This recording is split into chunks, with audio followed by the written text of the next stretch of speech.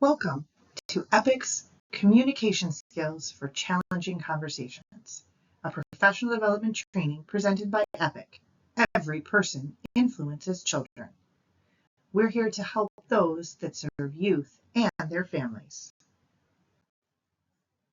Before we dive into this topic, I'd like to think a little bit about why we're here today. Communication is important to achieve all of our goals. It's also important in every aspect of our life. We don't just communicate with our coworkers, but our family, friends, even people we don't always get along with. Effective communication can help a relationship between you and the other people in your life, which in turn makes achieving your goals easier and a little less stressful. We hope that you'll find this presentation to provide you practical tools to implement both in your professional and your personal life. Why is communication in the workplace so important? Effective communication is a vital aspect of a high-performing team. With good workplace communication, teams can effectively focus on what's important, feel connected, and effectively achieve goals. Communication skills like active listening and respect can help your team create strong working relationships, be more productive, and feel happier too. Without effective communication, problems like team misalignment, employee unhappiness, or even more can surface. Something as simple as an unsent email can be what makes a campaign fail or a team become unproductive. Working to improve team communication can help your interpersonal relationships, whatever your role is. The benefits of workplace communication are many. The benefits of communication in your life are even more.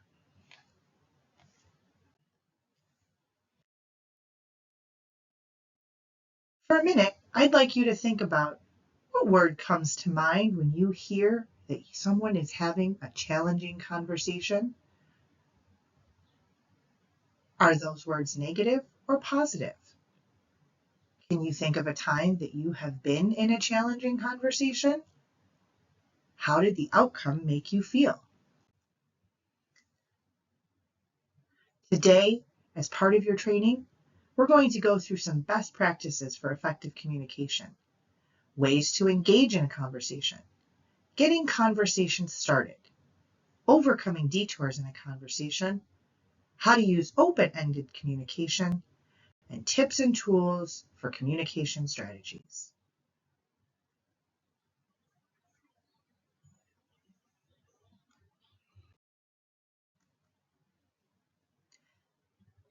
All of the information that we're sharing here today was gathered not just by us, but backed up by research from across many fields. Many of these sources might overlap with information and come up in different sections, but we wanted to share with you all of the places that have brought together the information and best practices we are sharing today.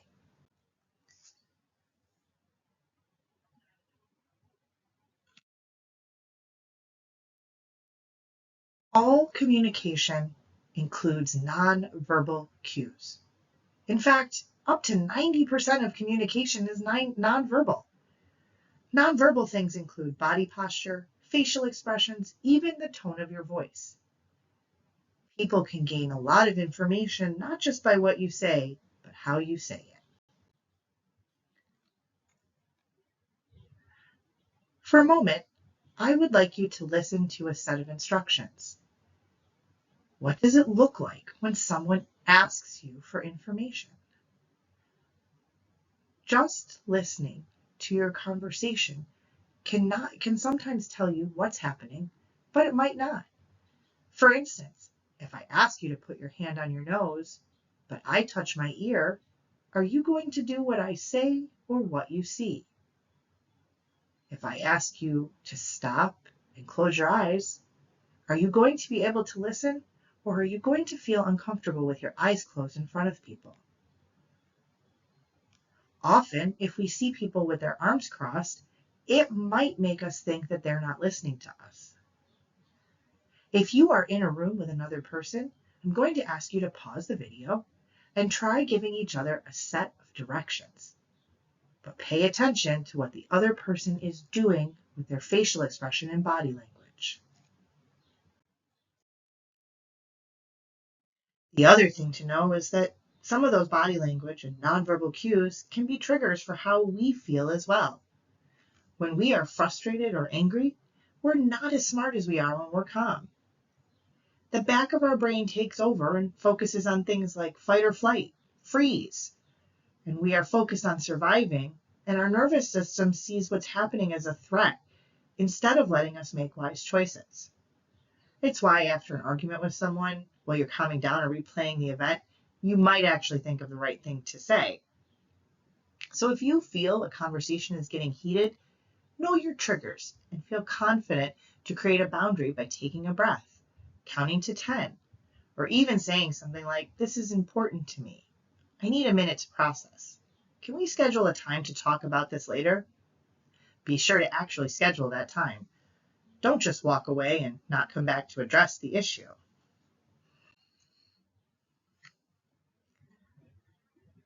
Sometimes we need to reflect on our own listening skills. Can you recall a situation where maybe you weren't really listening or responding with your opinion instead of thinking and processing about what the other person was saying? Can you recall the last time you were able to be open-minded or maybe had a shift in your perspective after listening to someone else's point of view? Remember, people don't always say what they mean. They might have an underlying goal in the communication. Don't just respond to the opinion that you're hearing now.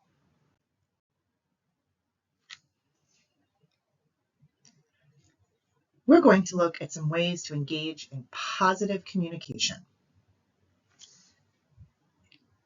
Asking questions and acknowledging right away that a conversation is taking a turn can be really helpful if it seems like it is getting challenging. This slide shows us just a few ways to respond when we feel like that is happening. If we want to know what is at the heart of what people are really saying, what they mean beyond just their words, we need to ask. Some ways that we can ask might sound like, "It sounds like maybe you're talking about more than one issue here. I can see that you really feel strongly about this.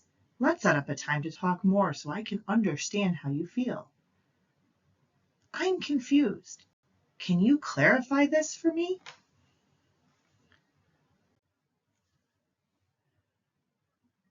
These are invitation stems. Invitation stems are a way to invite people to share more information or to respond in such a way that the conversation continues in a productive way towards a goal.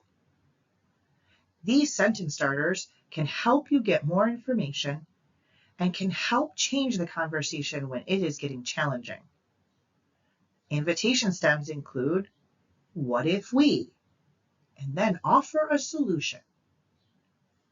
"In what ways might we?" This invitation stem is inviting both parties to brainstorm together. "Would it be helpful if?" This invitation stem is offering solutions that can be decided on. "What I see myself doing is." This is a great invitation stem to use when you want to share your process and goal. "What I see us doing is."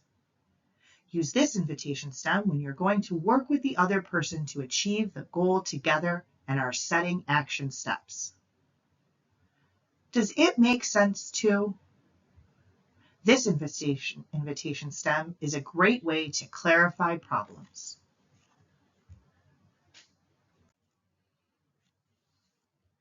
Here are some examples of ways that people have used invitation stems to move a challenging conversation along.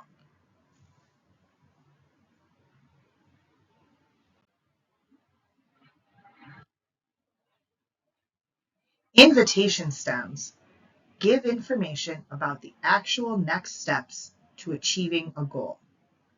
They get more information, help people to clarify their goals, and can help to lessen stress or emotion.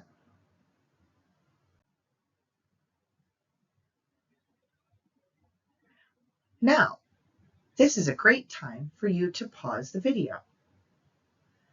Where could you have used invitation stems in your conversations? Is there a time you can think of in your work that one of these invitation stems would have helped in a challenging conversation? Can you think of some examples where you could use them in the future?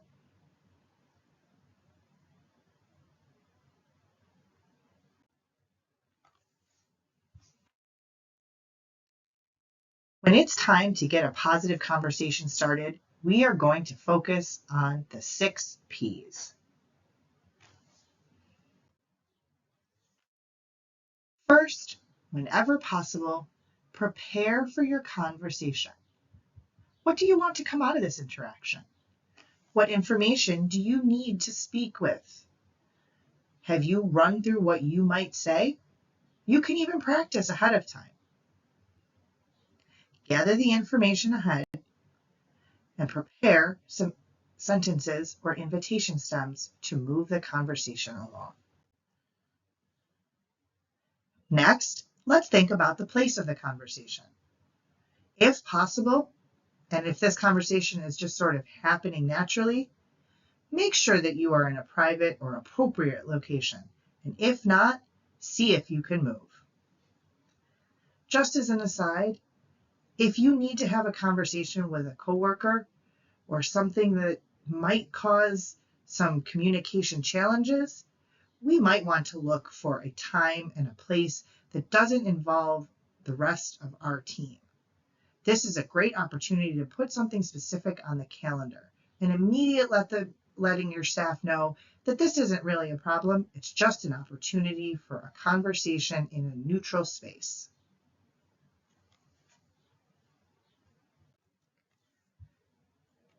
Next, let's think about posture.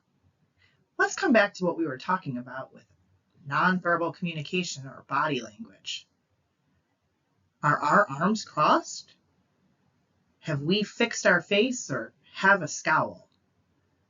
We want to keep our body relaxed and sort of have an open position. Try and manage your facial expressions and nonverbal behavior to let people know that you're open to hearing what they have to say. Next, let's think about the position. This seems redundant, like we just talked about the place of the conversation. But when we mean position, are you both standing or sitting? Is there a comfortable space between the two of you? Are both parties able to leave if they need or want to? Make sure that when you're having a conversation with the other person, they don't feel trapped or unsafe. And make sure you don't feel trapped or unsafe either. If the conversation begins to escalate, all people should have the opportunity to leave the room.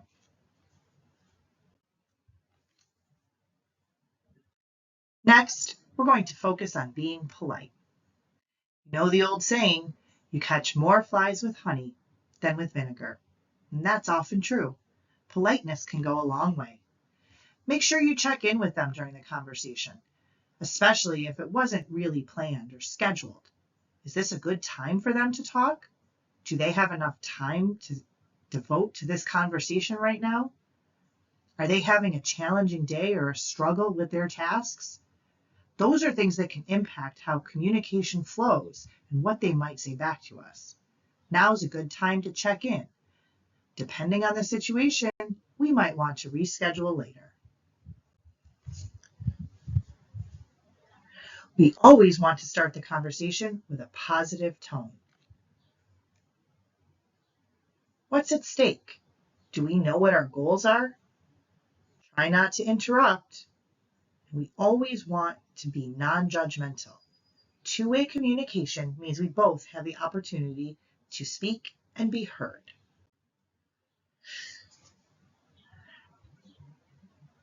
So let's look at the 6 Ps again.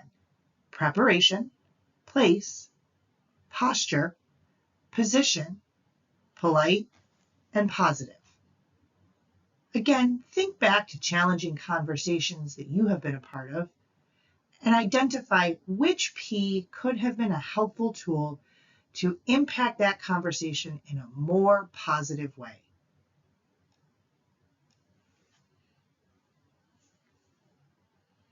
This is a listening assessment.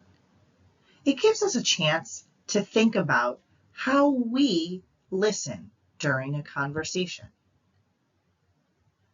For each question, give yourself a score. If you always do it, meaning every time, give yourself 1 point. If you usually do it, give yourself 2 points. If you often, mostly, do it, give yourself 3 points. Rarely means it's not very frequent. And never means you never react this way. So think about yourself. Think about conversations you've had. Do you get distracted? Do you listen only to facts? Do you interrupt? Do you assume the other person already knows what you're going to say? Do you prejudge their comments? Do you ever tune out? Do you ignore nonverbal cues? Pause the video and assess yourself. Give yourself a score.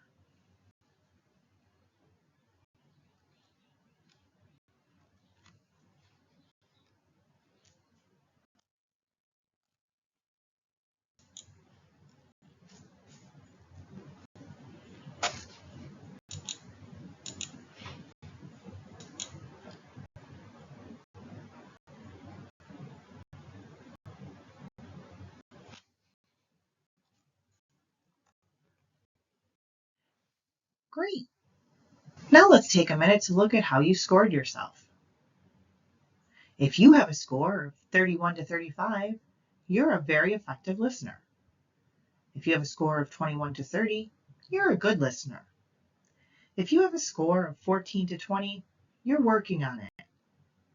If you have a score of 13 or below, now's a great time to think about what are some of the skills we've already spoke about for improving your listening during conversations.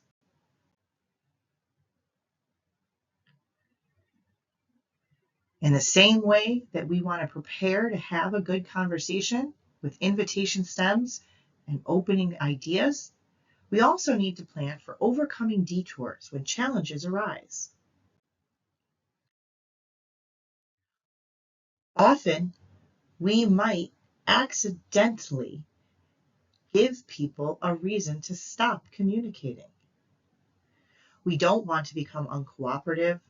We don't want them to be too chatty, or we don't want to accidentally demand that they be here to be experts in everything. Often when people are talking, we want to be sure to thank them for their advice or lead by example with how the conversation can look in a productive and polite way.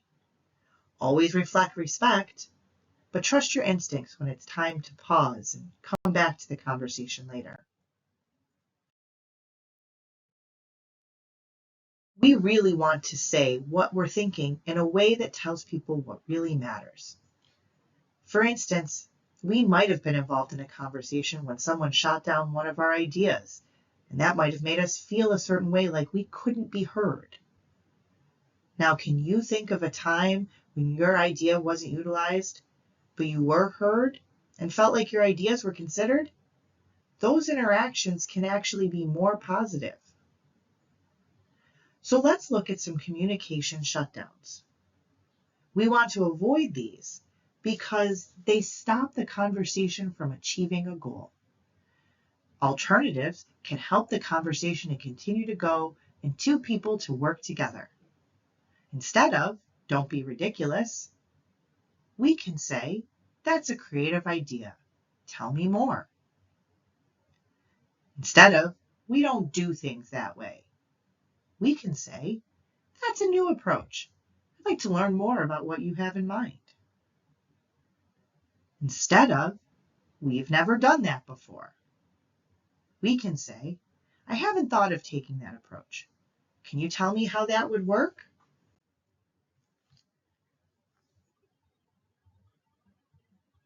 Now's a great time to pause and think about the scenario that we have here. This could be happening in any organization. Instead of one of the communication shutdowns, take a minute to think about other things you could say to help move the conversation and achieve a goal of overcoming the obstacle in this workplace.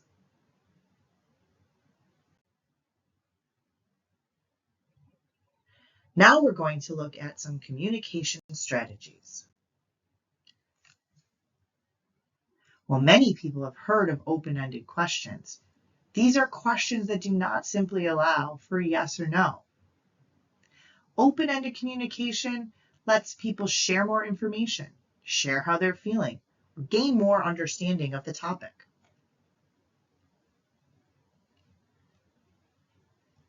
For example, please tell me about your day can be more open than did you have a good day?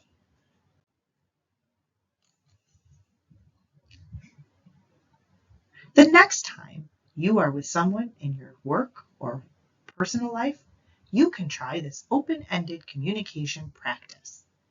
In a pair, take 2 minutes to have a conversation with the other person. Each of you will use only open-ended questions and an appropriate response to the other person's statements. Be careful. You might accidentally use a close-ended question. Keep track of that. Then try again.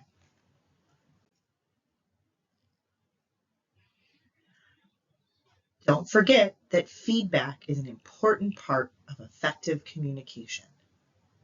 Feedback allows us to get more information. It helps us ask for clarity. It opens the door for improvement both in the conversation and the situation.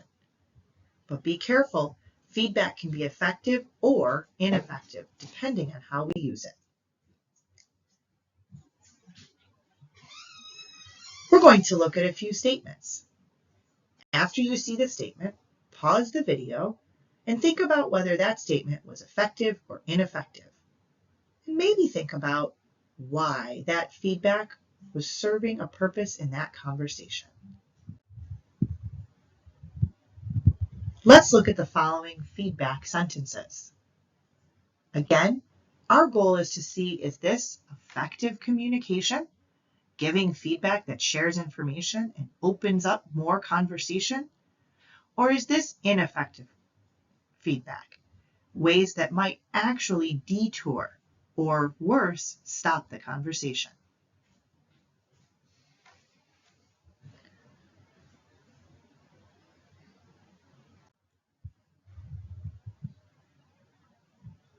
The following are some communication strategies for managing conflict when it arises.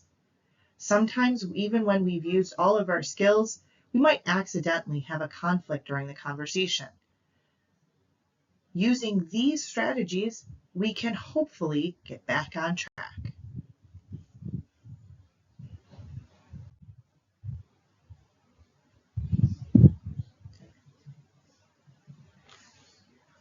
When we've hit a challenging part of the conversation, we can always come back to these communication tips and tools. Remember, you can always take a pause. If someone has caught you off guard or the conversation has taken a turn and you're having one of your triggers that's creating an emotional response, take a breath. Ask to talk about it later. The following are some invitation stems or sentence openers that you can use to start helping the other person understand that you have reached a challenge.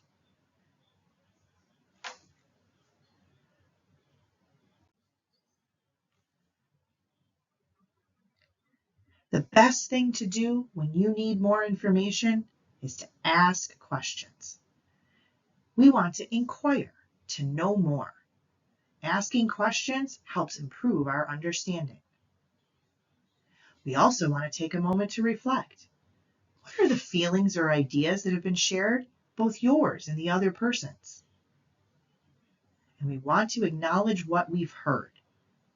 Let's think back to our listening. acknowledging explanations, alternatives, and support. And remember, always assume the best. Ask questions for more information to make a positive conversation. I hope that you found some of the tips and strategies today helpful and useful. Can you think of some examples where you might use this in the future in your workplace? Are there people you'd like to share this with? Now is the time to think about where all of the communication steps could be used in your daily life. We at EPIC are always here to help support the work that you do for youth and their families. Feel free to reach out to us with any questions or concerns or ways we can help you have an effective workplace. Thank you so much for joining us. We're excited to be a part of the work you do to support families in our community.